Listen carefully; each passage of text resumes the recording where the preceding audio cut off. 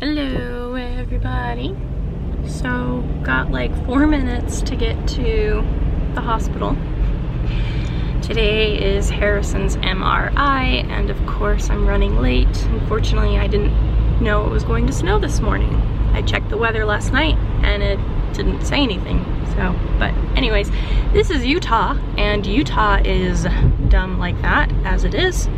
So yeah, go figure.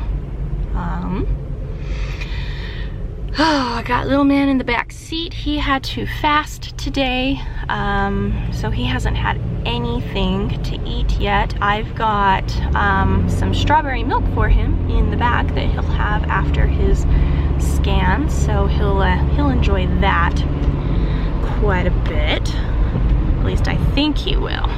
He loves his strawberry milk.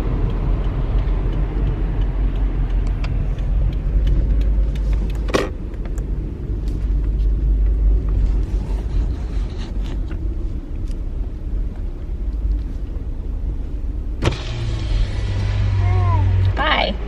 What brings you in today? My son's having an MRI.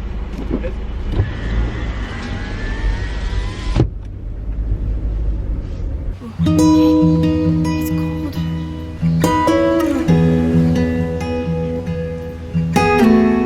Ooh. Yeah. What do you think of that?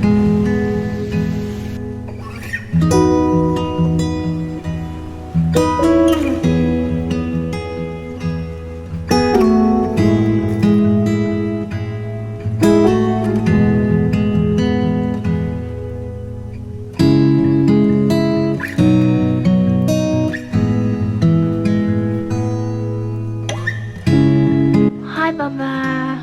You got yourself in the camera. Say hi. Oh, say I just got an IV. And unfortunately, he cried during that. He did not like it. I'm glad they were only able to poke him once, because when he had his surgery, he was poked. I counted 8. He had like 3 pokes on both feet, and then 1 on each hand. Or 2 on each hand, I don't remember. There was a bunch of pokes on him. What, you trying to get the camera? Yeah? So he's got the IV now. And we're just waiting for them to come back and pick him up. So, whoa! Okay, should we play with your cars? Clap, clap, clap, clap. Should we go play with some cars?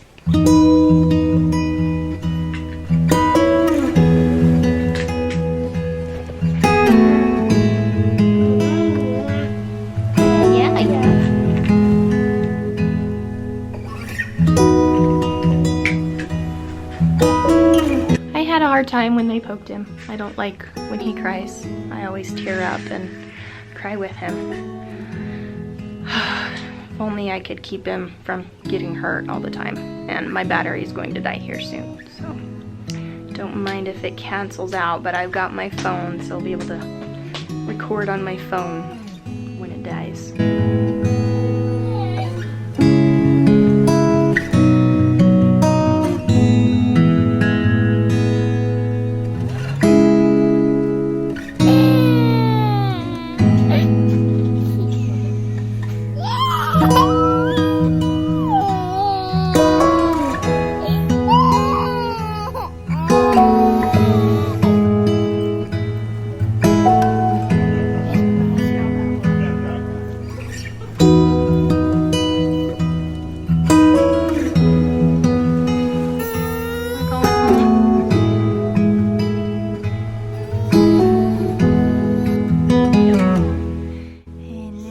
Drinking his strawberry milk, huh? Is that Num Nums? What are you doing, dude? What are you doing? Hyper dogs. Hyper puppies.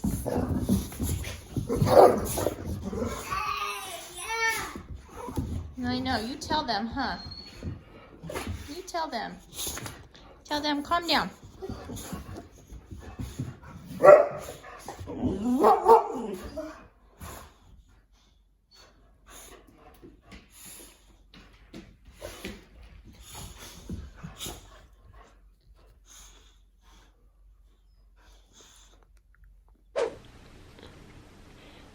Say hi, dude. Did we make it back home? He's tired and he's got all sorts of red marks from playing with Ryder, and he is drinking his 3rd cup of strawberry milk. Couldn't get him to drink any of it when we were doing his scan. He didn't want any of it until we got home after he had slept all the way on the entire drive home, and so he's been drinking that. He's had so much to eat. He was so hungry after having been fasted for so long. I think I said it. I tried to get as much as I could video wise, but sometimes I didn't have a good chance to pull out my phone and do anything. My camera died, so I wasn't able to use that, and it's just kind of hard, so I figured I would just talk about it here. But Harrison did very well. He took it like a champ. He had an okay time coming out of the sedation. He didn't like it as he was fussy the entire time. So anytime we tried to wake him up, he would start crying and all that, and so he wasn't a big fan of that part. So we wanted to try to get him to drink something, wake up, be a little bit more responsive, but you know, we tried to give him a popsicle, that didn't work. Tried to give him his milk, that didn't work. Put some baby wipes on his forehead and on his feet and his tummy, all sorts of things trying to wake him up, and he did not want to wake up.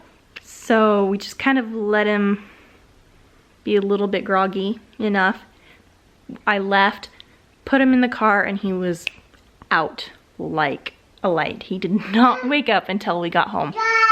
And it was kind of funny because I like kept checking in the back mirror just to see how he was doing, and his head was just like hanging down as he was sleeping, just not really noticing what was going on. But you know, he did pretty well. So just waiting for the results to come back. I was able to get a disc of the MRI images, so I've kind of been looking at those. I have no idea what I'm looking at, of course, so you know, I can't be of any help to myself while looking at these images, but we should get a call possibly today, tomorrow, Monday, next week, sometime, with the information on what is found out. Honestly, if nothing comes up, then at least we know, because I've thought about it more and more and more, and I honestly believe that a lot of his quirks were from his cranial and just from the pressure on his brain, because as he's gotten older, they've started to dissipate. One of the reasons why I decided to keep the MRI appointment is because the neurosurgeon's office, the craniofacial surgeon's office said that it would be a good idea to at least see if there's any pressure on his brain or if there's anything else that they can find out from that. So we decided to keep that, and ended up getting that. So, you know, he decided to keep the appointment, and then you know, just go from there and see what they do. Are you pulling on the string? Ooh, you can't have it. Ew.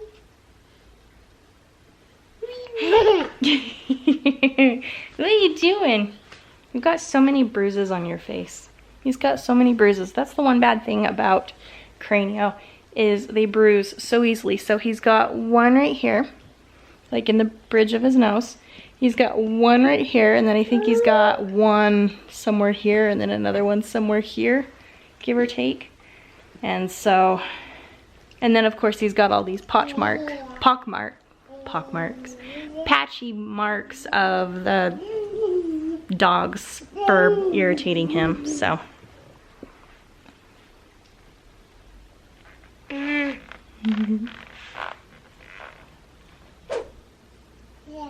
Did you put that on your head? So I just got the call from the neurologist. Harrison's brain MRI came up normal, which is good. But I've come to the realization that I'm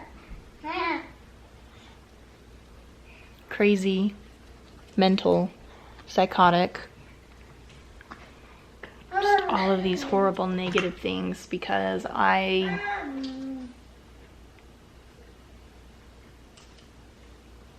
guess I fixate on Harrison's health too much. You know, ever since he was born, have always been scared that something would happen to him. You know, nervous about him getting sick when he was a newborn and that he would have to be hospitalized. So, you know, a lot of parents do during the winter and fall season, like the winter cold and flu season, is they keep their baby home. So, you know, we kept him home. Then he went into daycare when I had to go to work, and he got sick. And I think that's when everything started. Because once he got sick, he got hit with one thing right after another. It was RSV, then it was a sinus infection, and then it was just back-to-back colds after that. And then a month later, his cranial was diagnosed. And so, you know, just being in that constant stress of waiting for him to get sick again, waiting for something else to come up, has made me become more anxious. And I am angry at myself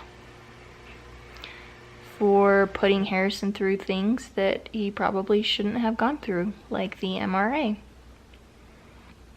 Because I probably fixated on things that, you know, were going on that really didn't need to be fixated on for, as they, you know, they've cleared themselves up. You know, he did have something going on, you know, because he had that stiffness, and I've got pictures and I've got video of him doing it. So, you know, that was there, but it's dissolved. It's, you know, stopped as soon as he's gotten older. So, you know, I think that has to do with as he's grown older, as he's gotten bigger, and the cranio and things like that. So I'm just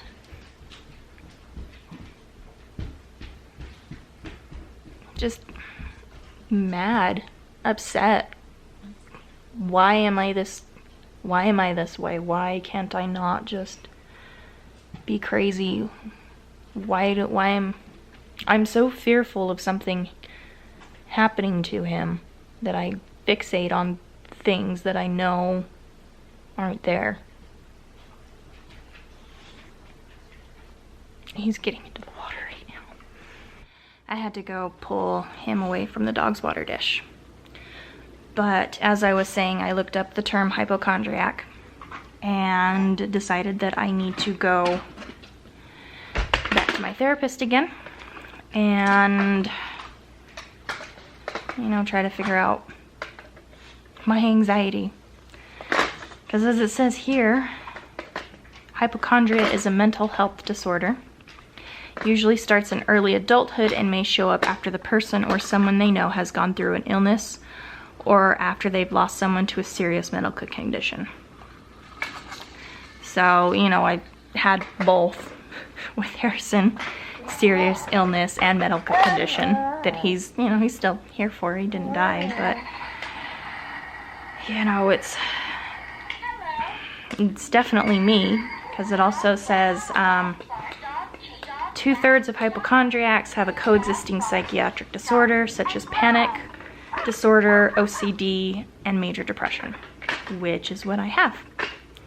And I also believe I have OCD as well, and anxiety. Hypochondriac symptoms may include regularly checking themselves for any sign of illness. I'm constantly looking over Harrison to make sure he's okay. Fearing that anything from a runny nose to a gurgle in their gut is the sign of a serious illness. I do that. With Harrison, me, I don't care. Making frequent visits to the doctor. he goes to the doctor for his will child checks. Before his surgery, he was going to the doctor often because he was constantly getting sick. And so, you know, he had to go to the doctor 2 times before his surgery for sinus infections. And then I did one more appointment right beforehand because he had that fever. So, you know, back then he was going a lot. Now he's not going as much because he's out of his helmet. And, you know, he's overall good. Spending a lot of time online researching their symptoms. I do that. May focus on just one thing, a certain disease or a certain body part, which is his head. I obsess over his head a lot. I just regret doing what we did. Hell, I regret even putting him through his surgery originally because we ended up switching surgeons as it was due to his head. You know, I doubted myself and I berated myself so much for that because I kept telling myself that there's nothing going on with his head. His head is just fine. You know, he came out of surgery, his, you know, the fuse was gone, and he was so much more happier once he started feeling better. And so, you know, I kept telling myself I should be feeling better because of that. He's happier, he's babbling now, he's doing this, he's doing that. But I kept fixating on his head, which I had every right to, but I kept berating myself and kicking myself for that, you know? And then here I am again doing it because apparently I'm saying all these mean things to myself in my head, which I've already said before, because yeah. So, going to get back into therapy again and go from there.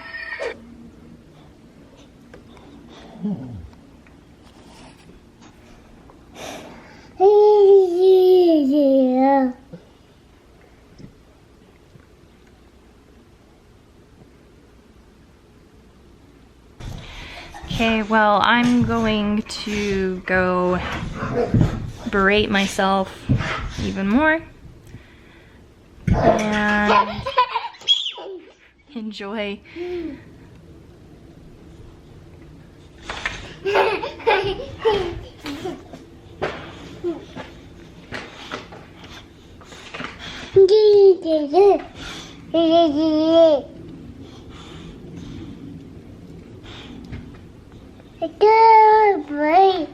so I'm gonna go enjoy the rest of my day that I have here with Harrison. Tomorrow is Friday and then it's the weekend. I have no plans this weekend, so I guess we'll see if we do anything. Whoa. Okay.